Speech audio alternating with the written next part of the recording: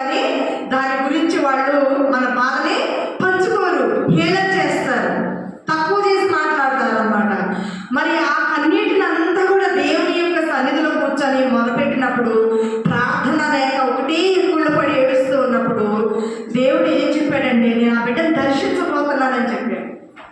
దేవుడు, నేను ఆ బిడ్డను దర్శించబోతున్నా, ఆ బిడ్డను నా కొరకు నిలబెట్టుకోబోతున్నాను అన్నాడు. హల్లెలూయా. నేను ఆ బిడ్డని నిలబెట్టుకోబోతున్నా నా కొరకు అని చెప్పినప్పుడు మరి తన బలహీనతలు వెళ్ళిపోయాడు. మా లైన్లో మా వాళ్ళు ఎవరు కూడా తనకి తిరుగుతాడు బ్రతుకుతాడు నల్ల అయిపోయింది తన పని అన్నారు. మా మొగాలు కొట్టుకొని మమ్మల్ని ఇంకేమన్నా అబ్బాయిగా అయిపోయింది అంత తనకి తిరగలేడని చెప్పాను అన్నారు. కానీ మన హాస్పిటల్ తీసుకుపోతే అంతగా శరీరం బలహీనతకు వచ్చింది. కానీ దేవుని వాగ్దానాలు మరి బ్రతికించినాయి మమ్మల్ని. మరి మోకరించి పాప నేను తన దగ్గర మరి పెద్దనే కాస్త చదువు తక్కువ, మరి భయము చదువు తెలీదు, ఎక్కువ స్వతంత్రం వేయడం మాకు అక్కడ ఇంకా ఎక్కడ ఉండేది అప్పుడు మన క్షణం. అది ఏదేమైనా దేవుడు మమ్మల్ని ఇక్కడికే పరిగెత్తించాడు, ఇక్కడికే వచ్చేసాం. అయితే మరి పాప నేను మోకరించి కన్నీటితో ప్రార్థన చేస్తున్నాము. అదే మరి సమయంలో దేవుడు తనని దర్శించడం, తనతో మాట్లాడాడు. ఇంకా తను ఒప్పుకున్నాడు, ప్రభా 4 సార్లు నువ్వు హెచ్చరికలు చేశావు కానీ నేను నీకు లోపడ్డా, మరణ స్థితిలోకి వచ్చేసాను నాయన. మరి నువ్వు కనుక నన్ను లేవనెత్తినట్టయితే నేను సాక్షిగా నీకు మహిమ కాలంగా నేను బ్రతుకుతానికి నేను ఈ మాటకు లోపడతానని చెప్పి మరి తను ప్రార్థన చేసుకున్నాడు. మరి ప్రార్థన చేసి అనిపించినప్పుడు దేవుడు ఆ రాత్రి తను దర్శించడం జరిగింది. ఒక వేలుగా మరి తనని దర్శించాడు, తనకి మాట్లాడాడు. మాట్లాడిన తర్వాత మరి బాప్టిజానికి మరి దేవుడి దగ్గరికి ఇక్కడికే వచ్చేసాం. బాప్టిజం తీసుకున్నాడు. బాప్టిజం తీసుకున్న తర్వాత దేవుడు మాకు మరి మీకు అన్నాడు పంచమానండి. ఆ రోజు కూడా మరి మేము మా అన్నయ్యకి ఫోన్ చేయలేదు, కానీ ఒకటే మాట అనుకున్నా, ప్రభా నువ్వు మాట్లాడు, నువ్వు వేరేగా మాట్లాడితేనే మాకు ధైర్యం వచ్చింది, లేకపోతే మేము ఎక్కడికి వెళ్ళలేము ప్రభా అని చెప్పి మరి మేము ప్రార్థన చేసుకున్నాం. అన్నయ్య అనుకోకుండా మరి అన్నయ్య రావడం జరిగింది. ఇదే కాదు, అంతకుముందు ఒకసారి కూడా మేము ప్రభా నీ కుమారుని మరి నువ్వు ఎవరు మాతో ఈ అంశం గురించి నువ్వు మాతో మాట్లాడాలని చెప్పి మేము ప్రార్థన చేసుకున్నాం. మరి ఆ అంశం గురించి అన్నయ్య వచ్చి అదే మేము ఏదైతే అనుకున్నామో అది అన్నయ్య మాతో మాట్లాడారు. అన్నయ్య ద్వారా దేవుడు మాతో మాట్లాడారు అన్నమాట. మేము ఎప్పుడు ప్రార్థన చేసుకున్నా కూడా దేవుడు ఆ ద్వారా మాట్లాడుతూ ఉంటాడు అన్నమాట. ఆ విధంగా మాట్లాడినప్పుడు అన్నయ్య మేము పరిచయకి వెళ్ళే ముందర కూడా ఇంకా అన్నయ్య వచ్చారు.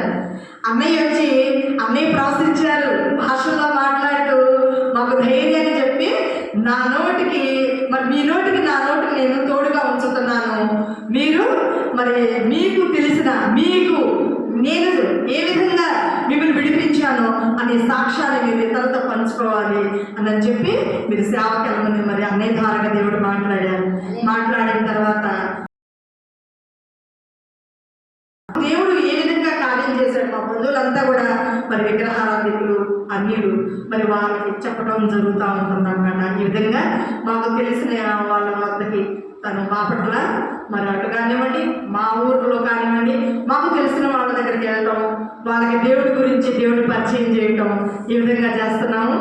మరి దేవుడు ఏ విధంగా సాగిపడడానికి కృపను చూపారు. మరి దేవుడు ఏం చెప్తున్నాడంటే మరి మంచి ఫలములు ఫలించాలంటున్నాడు. మంచి అంటే ఇప్పుడు ఇరుగు పొరుగు వారు ఉన్నారు, వాళ్ళు ఏదైనా సమస్యల్లో ఉన్నారనుకో, వాళ్ళే మన గురించి పంచుకోకర్లా, మనతో చెప్పకర్లా, మన వెలుగైన దేవుడు కలిగి ఉన్నాం. మనం మన సన్నిధిలో మన కృపలోనే కూర్చొని వినగలిగిన వాళ్ళైతే వారికి వెళ్ళి చెప్పటం, వినలేని వారైతే వారి కొరకు మనము ప్రార్థన చేసామనుకో, అది దేవుడికి మనం మంచి ఫలంగా అవపడతాం అన్నమాట. దేవుడి మన కొరకే మనం ప్రార్థన చేసుకునే వారికి ఉంటాం కాదు, కానీ ఇతరుల గురించి ఎవరైతే సమస్యల్లో ఉన్నారో, ఎవరైతే చీకట్లో ఉన్నారో, ఎవరైతే ఇరుకు ఇబ్బందుల కన్నా ప్రయాణిస్తున్నారో వారి గురించి మనం ప్రార్థన చేసినప్పుడు పాత్రుడు అంటున్నాడు. అది మనం దేవుడు పని చేసినట్టు అన్నమాట. అట్లాగే మేము ఆ విధంగా మరి దేవుడికి ఒక మరి దేవుని గురించి, ఆయన యొక్క గొప్పతనాన్ని గురించి, ఆయన యొక్క స్వభావాన్ని గురించి మరి చెప్పడం జరుగుతుంది అనమాట. మరి రెండోది ఏమంటుందంటే ఆయన తన కళ్ళను తనే బాగు చేస్తాడు.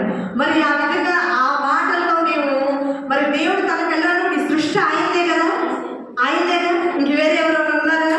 ఇప్పుడు మన గ్రంథాల్లో చూస్తే ఈ పూజలు చేస్తే, ఈ ప్రార్థనకి ఇవి ఇస్తే ఎందుకు పోతాయి?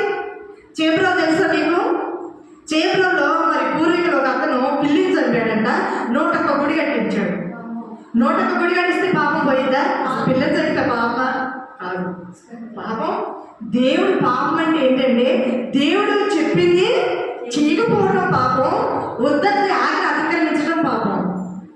దేవుడు ఏ మార్గాన్ని నడవన్నాడో ఆ మార్గాన్ని అనుసరించి నడవాలి, అది మంచిది. అంతేగాని దేవుడు చెప్పింది చేయకుండా మనం విధంగా చేస్తే పాపం వచ్చింది. పాపం, అది పాపం. అని మరి ఆ విధంగా ఉన్నారనమాట.